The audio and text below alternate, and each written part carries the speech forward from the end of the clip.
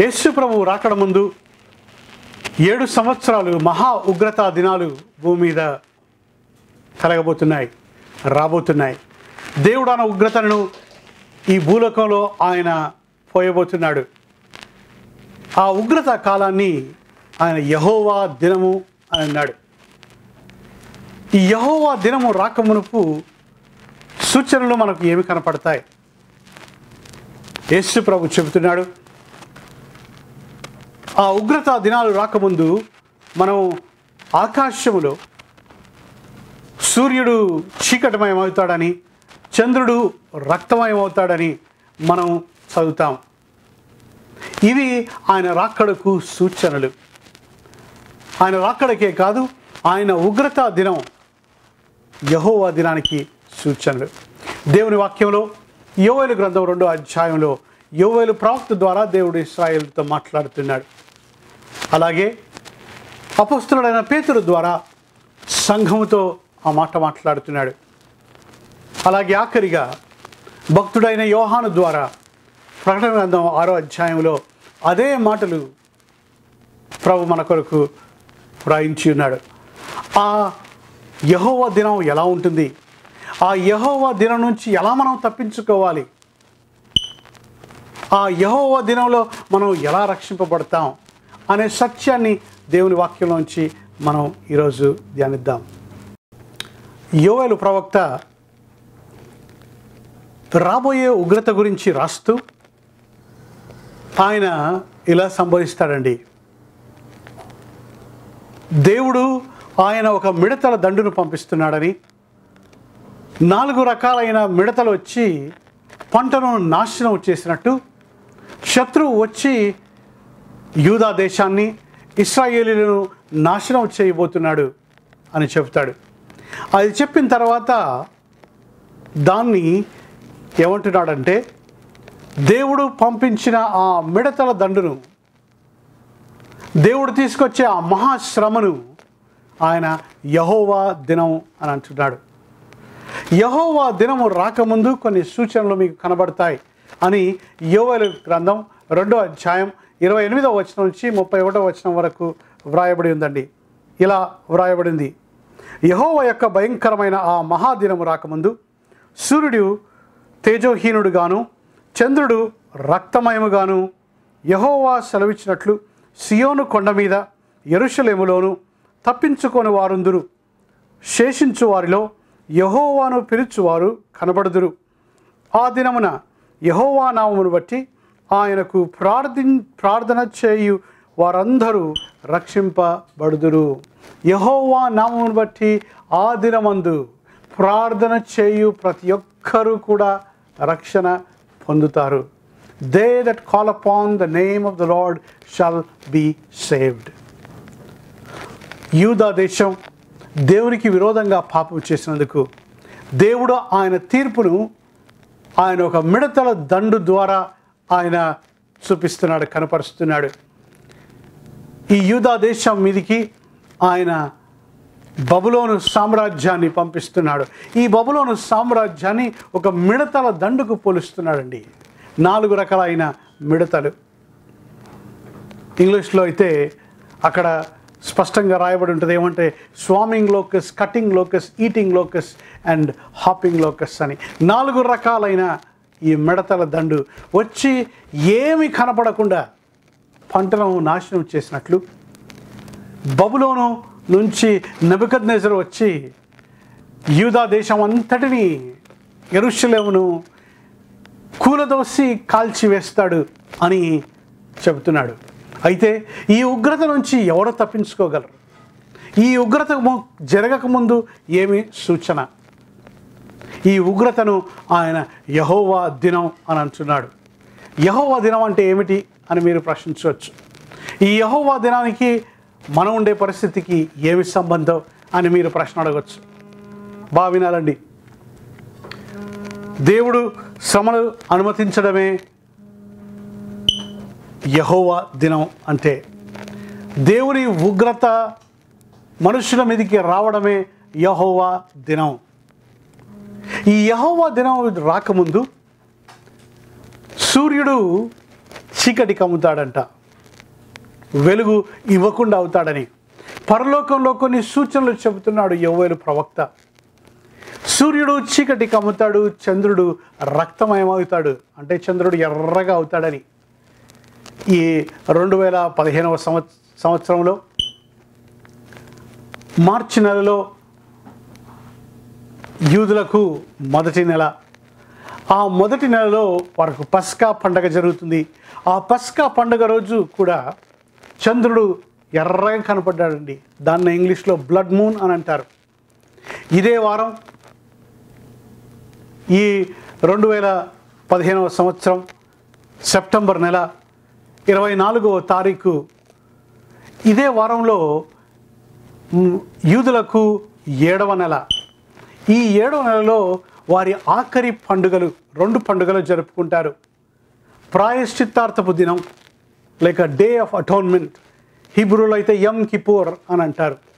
అలాగే ఆఖరి పండుగ ఏమిటంటే పర్ణశాలల పండుగ, ద ఫీస్ట్ ఆఫ్ బూత్స్ లేకపోతే ఫీస్ట్ ఆఫ్ టాబర్నాకిల్స్ అని అంటారు.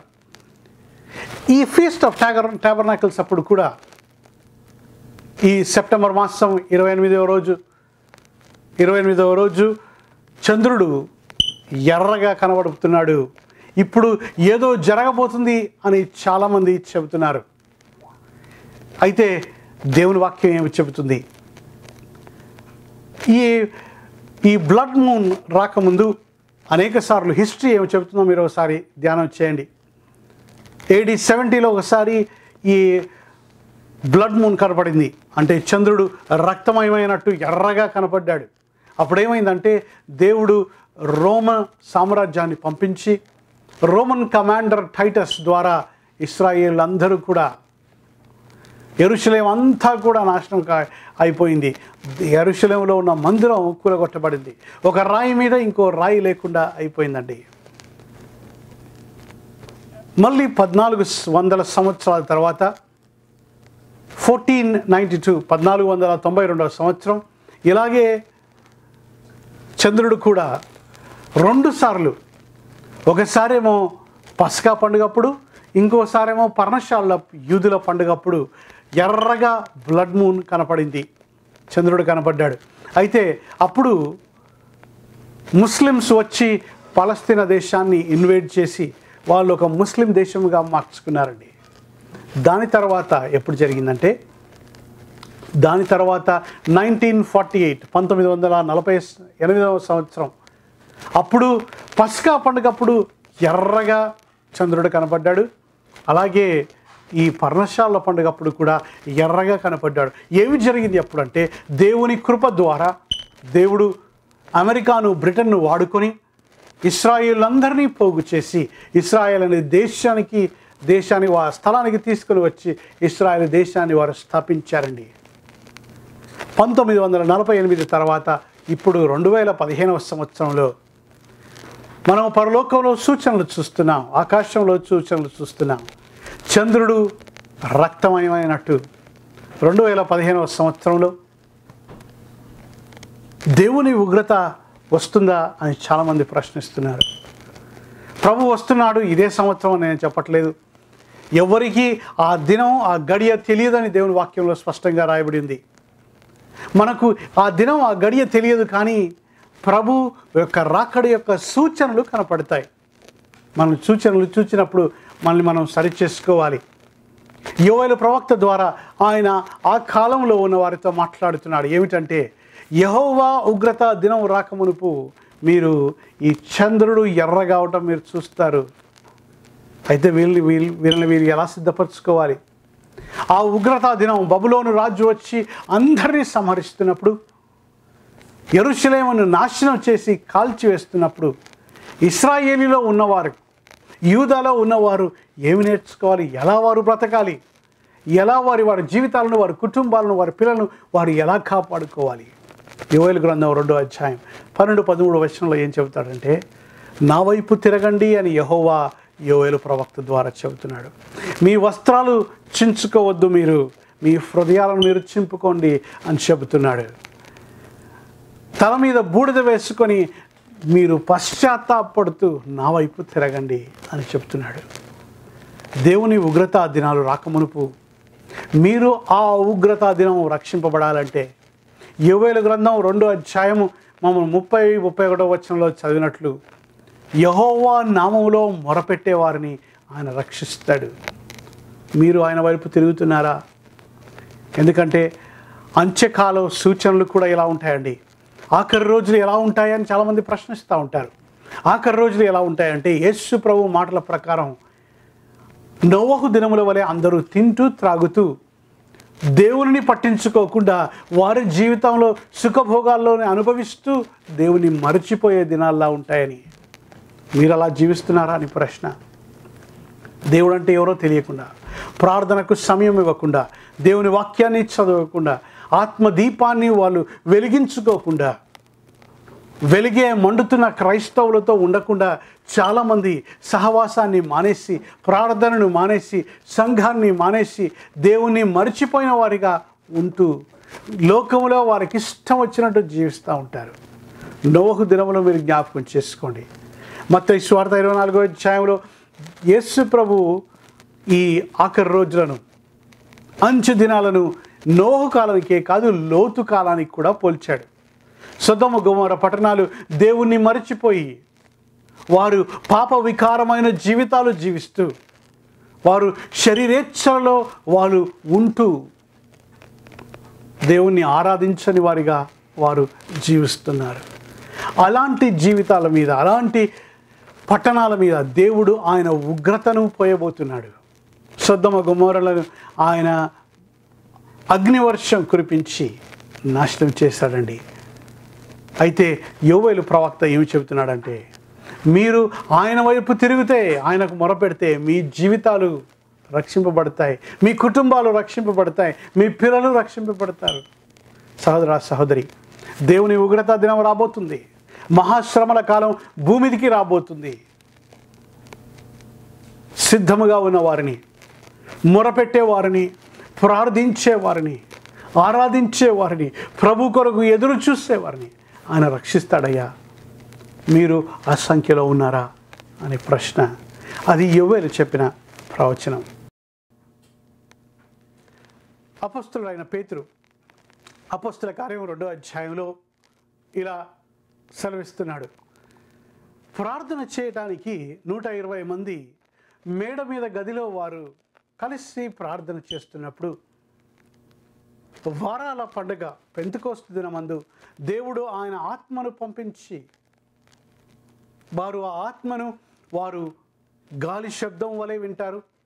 పరిశుద్ధాత్మ యొక్క సూచన అగ్ని వలె మండుచున్న నాలుకలు వచ్చి వారి మీద నిలిచాయని, వారు అనేక వివిధ భాషల్లో మాట్లాడారని, ఆ భాషల్లో వారు మాట్లాడుతున్నప్పుడు అనేక స్థలాల్లో నుంచి వచ్చిన వారు విని, వీరందరూ గలిలయలో కారా, వీరు మా భాషలో దేవుణ్ణి స్తుతిస్తున్నారు, ఆయన చేసిన మహత్కార్యాలని వాళ్ళు చెబుతున్నారు అని వాళ్ళు అన్నారండి. వీళ్ళ కొంతమంది ఏమన్నారంటే, వీళ్ళు పొద్దున్నే ఉదయాన్నే మత్తు పుచ్చుకొని తాగి ఉన్నారయ్యా, వీళ్ళు తాగుబోతులు అని కొంతమంది అన్నప్పుడు పేతురు లేచి నిలబడి ఏం చెబుతున్నాడంటే, ఇది ఉదయం 9 గంటలు, ఇప్పుడు ఎవరు తాగేవారు కూడా తాగరండి, వీళ్ళెవ్వరూ తాగలేదు. యోవేలు ప్రవక్త ద్వారా దేవుడు మాట్లాడిన ప్రవచనం, సర్వశరీరుల మీద నా ఆత్మను నేను కుమ్మరిస్తానని, మీ ముసలివారు కళ్ళు కంటారని, యవనస్తులు దర్శనాలు చూస్తారని, మీ కుమారులు కుమార్తెలు ప్రవచిస్తారని యోవేలు ప్రవక్త రాయలేదా? ఆ ప్రవచనం ఇప్పుడు నెరవేరింది. ఆయన ఆత్మను ప్రభు కుమ్మరించాడు అని అంత్య దినాల గురించి మాట్లాడుతూ యోవేలు గ్రంథం 2వ అధ్యాయం 28వ వచనం నుంచి 31వ వచనం వరకు పేతురు చెబుతున్నాడండి. అని చెబుతూ ఏం చెప్తాడంటే, విన్నవారందరూ కూడా ఆయన వైపు తిరగండి అని చెప్తున్నాడు. దేవుని మహా ఉగ్రత దినం రాబోతుంది, ఆ రాకమునుపు మీరు ఆయన వైపు తిరగండి అని. పేతురును విన్న వారందరూ కూడా యెహోవా వైపు తిరిగారండి. యెహోవా వైపు తిరిగారు. ఆ రోజు 3000 మంది సంఘంలో చేర్చబడ్డారు. 3000 మంది మారు మనసు పొందారు. 3,000 మంది బాప్తిసం తీసుకున్నారు. 3,000 మంది యేసు ప్రభుని స్వంత రక్షకునిగా అంగీకరించారు. ఎందుకంటే వారు హృదయంలో నచ్చబడి వారి పాపాలు ఒప్పుకొని ప్రభు సన్నిధిలో వారి జీవితాలను సమర్పించుకున్నారు. యెహోవా రాకడ గురించి మాట్లాడుతూ, అంత్య దినాల గురించి మాట్లాడుతూ పేతురు చెప్పిన మాట, repent and be baptised and every one of you will receive the gift of the Holy Spirit అని చెప్పాడు. అంటే మీరు మారు మనస్సు పొంది బాప్తిసం తీసుకోండి అన్నాడు.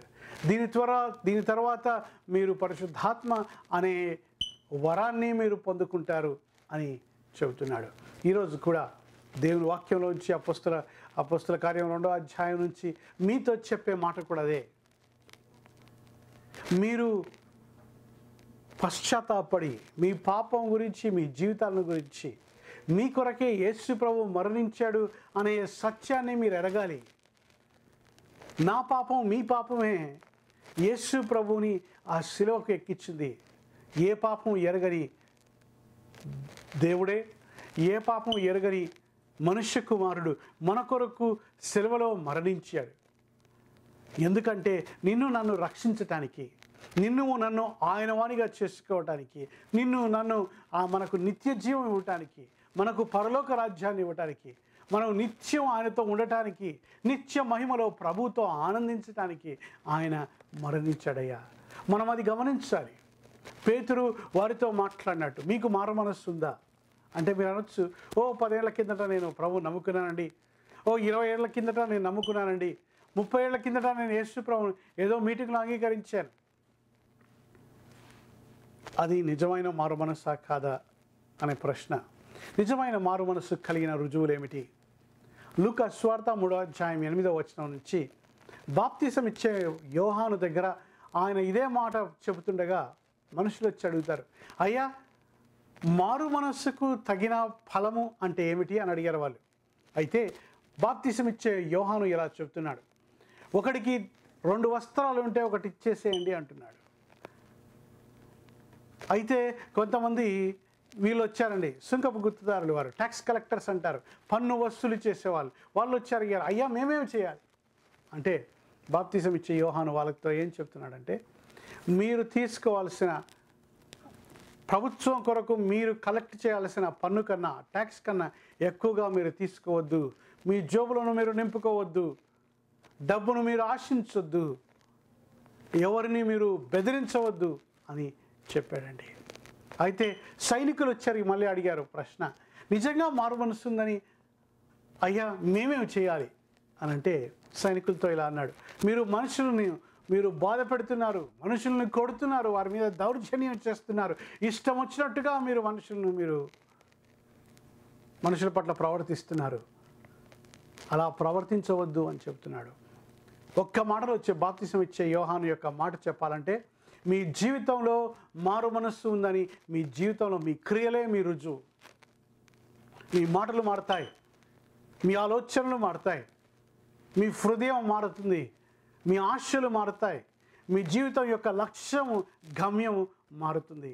మీరు నిజంగా మీకు మారు మనసు ఉందని రుజువు ఏమిటంటే, మీ మాటలు యేసు ప్రభు వారికి కావాలని మీరు అనుకుంటారు, మీ ఆలోచనలు యేసు ప్రభు వారికి కావాలని మీరు అనుకుంటారు, మీ ఆశలు యేసు ప్రభు వారికి కావాలని మీరు అనుకుంటారు. అదే పేతురు మాట చెప్పినప్పుడు అనేకులు యేసు ప్రభు వైపు తిరిగారండి. ఈరోజు మీకు అదే ఆహ్వానం, ఆయన వైపు తిరగండి. ఆ ఉగ్రత దినాన్ని నుంచి మీరు తప్పించుకుంటారయ్యా. యెహోవా దినం బహు భయంకరమైన దినం. యోవేలు ప్రవక్త రాస్తూ ఇలా అంటాడు, యోవేలు దినం, యెహోవా దినం చీకటి దినం అంటాడు, యెహోవా దినం ఉగ్రత దినం అని అంటాడు, యెహోవా దినం శ్రమ దినం అంటాడు, యెహోవా దినం తీర్పు దినం అని అంటాడు. యెహోవా దినాన్ని మీరు కోరుకుంటున్నారేమో, కోరుకోవద్దు. ఆయన తీర్పు తీరిస్తే ఎవడు నిలబడలేడు అని. ఆ తీర్పు నుంచి మీరు తప్పించుకోవాలంటే యేసు ప్రభు దగ్గరికి మీరు రావాలి. ఒక ఉదాహరణగా ఒక మాట చెప్తాను, మీరు వినండి. ఒక ఆయన అడవిలో పరిగెత్తుతున్నాడంట. అయితే ఈ అడవికి నిప్పంటుకుంది, ఎటు వెళ్ళినా చెట్లన్నీ కాలిపోతున్నాయి. మధ్యలో ఒక ఖాళీ స్థలం కనపడింది, కానీ ఆ ఖాళీ స్థలంలో కూడా చాలా గడ్డి ఉందండి. ఆ గడ్డిలో నిలబడితే ఆ గడ్డితో పాటు ఈయన కూడా కాలిపోతాడు. ఈ మంటలేమో ఆయన మీదకి వస్తుంటే ఈయనకు ఒక ఆలోచన వచ్చింది, ప్రభువా నన్ను రక్షించు, ఏమై ఈ మంటల్లోంచి నేను అలా తప్పించుకోవాలి అంటే ప్రభు ఒక ఆలోచన ఇచ్చాడు. కాలినది ఇంకా పూర్తిగా ఒకసారి కాలిపోతే రెండోసారి కాలటానికి అవకాశం లేదు అనే ఆలోచన వచ్చింది. అయితే ఈయనే త్వరగా మండే చెట్టు దగ్గరికి వెళ్ళి ఒక కట్టె తీసుకొని వచ్చి ఒక 4-5 మీటర్లో ఉన్న గడ్డిని కాల్చేశాడంటే ఈయన కాల్చేసి ఆ మంటను ఆపేశాడు. 4-5 మీటర్లు చుట్టూ సర్కిల్ లాగా గీసుకొని ఆ స్థలాన్ని ఆయన మంట అంటించేసి మంటను అది కాలిపోయిన తర్వాత మంటను ఆర్పేశాడు. మంటను ఆర్పేసి మంట చూడండి ఆ అడవంతా అంటుకుంటుంది, మంట బహువేగంగా ఆయన వైపు వస్తుంది. కానీ ఆయన వెళ్ళి ఏం చేశాడంటే ఆ గడ్డి కాలిపోయిన స్థలంలో ఉంది కదా, అక్కడంతా మంట ఆరిపోయింది, అక్కడ మధ్యలో నిలబడ్డాడంట, ధైర్యంగా నిలబడ్డాడు. మంట అక్కడ దాకా వచ్చిందంట, ఆయన మాత్రం తాకకుండా అలాగే నిలిచిపోయాడు. ఎందుకని మీరు అడగచ్చు. ఏ స్థలం అయితే కాలిపోవాలో ఆ స్థలంలో ఆయన నిలబడ్డాడు కాబట్టి, అది ఆయనకు ముందే కాలిపోయింది కాబట్టి, ఆయన మీదికి రావలసిన ఆ అగ్ని ఆ భూమి మీద పడి ఆ గడ్డినంతా కాల్చివేసినందుకు ఆయన రక్షింపబడ్డాడు. అలాగే మన మీద పడాల్సిన ఉగ్రత, దేవుని ఉగ్రత నుంచి మనం తప్పించుకోవాలంటే మన పక్షముగా ఒక వ్యక్తి మరణించాడు. ఆయన యేసు ప్రభు. ఆయన దగ్గరకు వెళ్ళి యేసు ప్రభులో నువ్వు దాగి ఉంటే, యేసు ప్రభులో నిలబడితే, యేసు ప్రభు రక్త ప్రోక్షణ కిందికి నువ్వు వస్తే, యేసు ప్రభు రక్తంలో నీ పాపము కడిగివేయబడితే నీకు దేవుని అగ్ని నిన్ను కాల్చివేయదు. ఎందుకంటే నీ పాపం కొరకు యేసు ప్రభువే ప్రాయశ్చిత్తం చెల్లించాడు గనక, నీ పాపం కొరకు యేసు ప్రభు మరణించాడు గనక, నీ పాపం కొరకు వెల చెల్లించాల్సిన వెల యేసు ప్రభు శిలువలో మరణించాడు గనక. సహోదరుడా సహోదరి, దేవుని ఉగ్రత నుంచి ఎలా తప్పించుకుంటావు? యేసు ప్రభు దగ్గరికి వచ్చి మారు మనస్సు పొంది, ప్రభువా నన్ను కరుణించు అని నువ్వు మొరపెడితే, ఒక్క ప్రార్థన ఆయన రక్షించింది. నీవు ప్రభు వైపు తిరిగి ప్రభువా నన్ను రక్షించు హృదయపూర్వకంగా నువ్వు మొరపెడితే రాబోయే ఉగ్రత నుంచి నువ్వు తప్పించుకుంటావు. ప్రకటన గ్రంథం 6వ అధ్యాయంలో 6వ ముద్ర విప్పినప్పుడు పరలోకం నుండి ఒక సూచన కనపడుతుంది. పరలోకంలో ఏమిటి ఆ సూచన అంటే, సూర్యుడు చీకటిమయమైపోతున్నాడు, చంద్రుడు రక్త వర్ణమైపోతున్నాడు, అంటే ఎర్రగా కనపడుతున్నాడంట. అప్పుడు దేవుని ఉగ్రత భూమి మీదకి వస్తుంది. ఆ ఉగ్రత దినం నుంచి ఎవరు తప్పించుకోగలరు అని చదువుతాం. అక్కడ భూరాజులందరూ కూడా, రాజులు గొప్పవారందరూ కూడా వచ్చి ఏమంటున్నారంటే, దేవుని మహా ఉగ్రత నుంచి, గొర్రెపిల్ల యొక్క ఉగ్రత నుంచి మమ్మల్ని కాపాడండి అని రాళ్లతోనూ చెట్లతోనూ ఆయన దృష్టి నుంచి, ఆయన ఉగ్రత నుంచి మమ్మల్ని కాపాడమని రాళ్లతో మనుషులు బ్రతిమిలాడుతున్నారంట. దేవుని ఉగ్రత నుంచి ఎవ్వరూ కాపాడలేరండి. యేసు ప్రభు ఉగ్రత నుంచి, యేసు ప్రభు మొదటి రాకడలో ఆయన గొర్రెపిల్లగా వచ్చాడు, రెండవ రాకడలో ఆయన సింహముగా రాబోతున్నాడు. మొదటి రాకడలో ఆయన రక్షకుడిగా వచ్చాడు, రెండవ రాకడలో ఆయన ఒక జడ్జిగా తీర్పు తీర్చడానికి న్యాయాధిపతిగా రాబోతున్నాడు. మొదటి రాకడలో ఆయన పాపం కొరకు బలి అయ్యాడు, రెండవ రాకడలో ఆయన పాపానికి రాబోయే శిక్షను విధించడానికి వస్తున్నాడు. ఆయన మొదటి రాకడలో ఆయన మరణించడానికి వచ్చాడు, ప్రాణం పెట్టడానికి వచ్చాడు. ఆయన రెండవ రాకడలో ఆయనకు వ్యతిరేకంగా ఉన్నవారిని ప్రాణం తీయటానికి వస్తున్నాడు.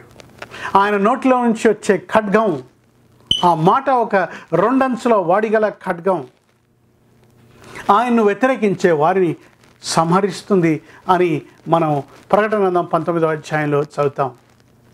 దేవుని మహా ఉగ్రత రాకమునుపు యేసుప్రభు ఏమి చెప్తున్నాడంటే, మత్తయి సువార్త 24వ అధ్యాయం 21వ వచనంలో ఇలా సెలవిస్తున్నాడు, ఈ మహాశ్రమల కాలం ఇంతకుముందు ఎప్పుడూ జరగలేదు, ఇంకెప్పుడు జరగబోవు, ఒకేసారి జరుగుతాయి అని చెప్తున్నాడు.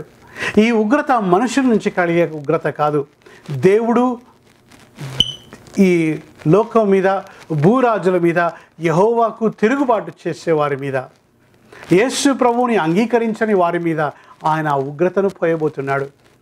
ప్రకటన గ్రంథం 6వ అధ్యాయం నుంచి 19వ అధ్యాయం వరకు మీరు చదివితే దేవుని ఉగ్రతను 3 రకాలుగా, 3 దఫాలుగా చూస్తాం. మొదటిగా తండ్రి అయిన దేవుని చేతిలో ఒక పుస్తకపు చుట్ట ఉన్నట్టు యేసు ప్రభు ఆ పుస్తకాన్ని తీసుకొని ఆ పుస్తకానికి 7 ముద్రలు, ఒక్కొక్క ముద్ర విప్పుతున్నట్టు ఈ ఉగ్రత కాలాన్ని మొదటిగా 7 ముద్రలు. ఒక ముద్ర విప్పినప్పుడు భూమి మీద ఆయన ఒక ఉగ్రతను పోస్తాడు. ఒక ముద్ర విప్పితే when the one seal is opened, the God's wrath is poured out onto the earth. So it is first 7 seals. దాని తర్వాత 7 బూరలు, 7 trumpets. 7 దేవదూతలు యెహోవా ఎదుట నిలబడి ఉండగా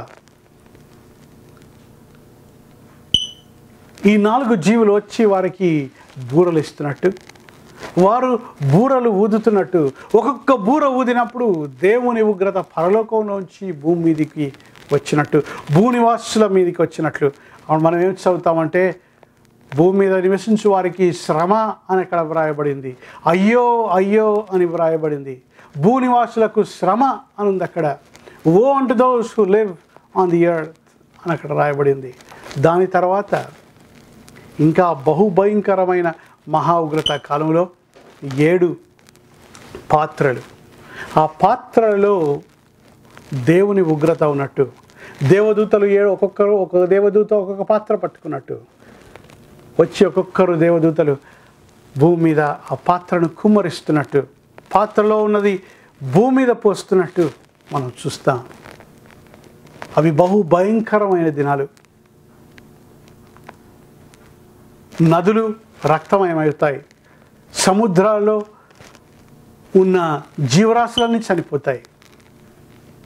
మనుషులు ఈ భూలోకంలో జీవించే వారు మొదటిగా 4వ వంతు చనిపోతారు.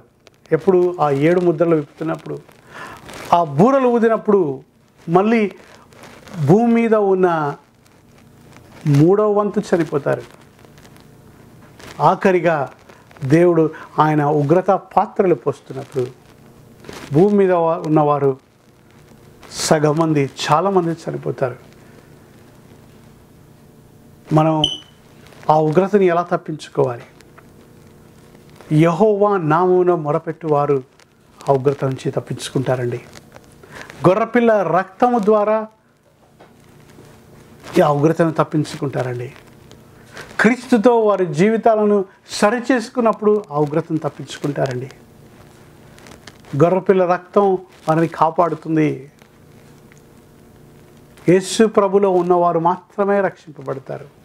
ఆ ఉగ్రత దినాల నుంచి వారు కాపాడబడతారు. లేకపోతే యేసు ప్రభులో లేని వారికి మహాశ్రమ.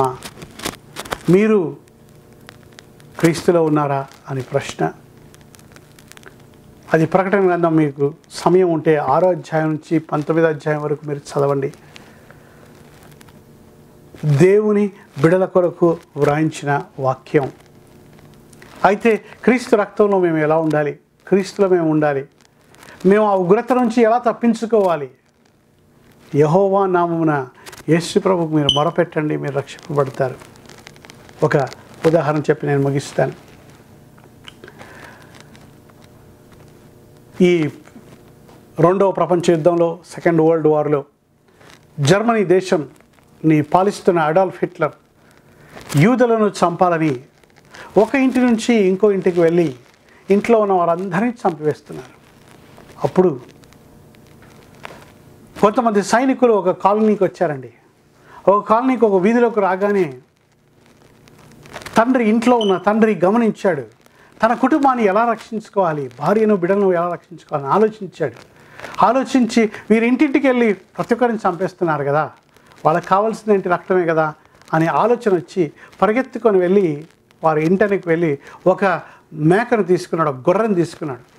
ఆ గొర్రెని తీసుకొని వచ్చి కత్తి తీసుకొని ఆ గొర్రె యొక్క మెడను కోసేసి ఆ రక్తం కారుతూ ఉంటే డోర్ నుంచి వీధిలో వరకు తీసుకొని వెళ్ళి రక్తం కనపడేటట్లు రక్తాన్ని తొక్కుకుంటూ వెళ్ళాడు. అలాగే ఇంట్లోకి రక్తాన్ని తీసుకొని వచ్చాడు. ఈడ్చుకొని వెళ్తున్నట్టు ఆ గొర్రెని ఈడ్చుకొని వచ్చాడు. ఈడ్చుకొని వచ్చి ఆ గొర్రె పూర్తిగా చనిపోయిన తర్వాత ఒక దుప్పటిలో కప్పి ఆ గొర్రెని దాచిపెట్టేశాడు. వీళ్ళందరూ 5 మంది 6 మంది ఇంట్లో ఉన్నవారు, ఆ తండ్రి తల్లి ఆ ఇంట్లో ఉన్న బిడ్డలందరూ కూడా వెళ్ళి ఒక మంచం కింద దాక్కున్నారంట. దాక్కోగానే ఈ జర్మన్ సోల్జర్స్ వచ్చి ఇంటి దగ్గరకు వచ్చి చూశారు. చూసి రక్తం ఇంట్లోంచి బయటికి ప్రవహిస్తుంది, అది కూడా ఎవరో ఈడ్చుకొని వెళ్ళినట్టు కనబడుతుంది. వాళ్ళు అనుకున్నారంట, మాకన్నా ముందు ఇంకోటి సైనికులు వచ్చి ఇంట్లో ఉన్న వారిని చంపేశారులే అని ఆ ఇంట్లో ప్రవేశించకుండా మరో ఇంటికి వెళ్ళారంట. రాత్రంతా వారు మంచం కింద అలాగే దాక్కొని ఉన్నారు. ఉదయాన్నే లేచి చూడగా వారు రక్షింపబడ్డారు. కానీ ప్రతి ఇంటి వారు నశించిపోయారంట. ఎలా వారు బ్రతికారు? వాళ్ళు చావకుండా వాళ్ళకి బదులుగా ఒక గొర్రెపిల్ల మరణించింది. ఆ గొర్రెపిల్ల రక్తం అక్కడ పోయబడినందుకు వారు మరణించారని వారికి జీవము కలిగింది. సహోదరా సహోదరి, నీకు జీవము కలగాలని, నాకు జీవము కలగాలని పరలోకం నుంచి వచ్చే దేవుని గొర్రెపిల్ల యేసు ప్రభు మరణించాడు. ఆ గొర్రెపిల్ల రక్త ప్రోక్షణ కిందికి మీరు వస్తే నీ ప్రాణానికి బదులుగా, నా ప్రాణానికి బదులుగా యేసు ప్రభు శిలువలో మరణించాడు. ఆ శిలువ దగ్గరికి మీరు వస్తే చాలు. తండ్రి అయిన దేవుడు ఆయన ఉగ్రత, ఆ మరణదూత ఆ రక్తాన్ని చూసి నీకు నాశనం రాకుండా నేను కాపాడుతుంది. ఆ రక్తం కిందికి నువ్వు వస్తున్నావా అనే ప్రశ్న. ఈ వారంలో ఆ బ్లడ్ మూన్ చూడబోతున్నారు. పర్ణశాల పండుగ అప్పుడు ఈ ఆదివారం రోజు సెప్టెంబర్ 28, 2015 ఈ మూన్ రెడ్గా కాబోతున్నాడు.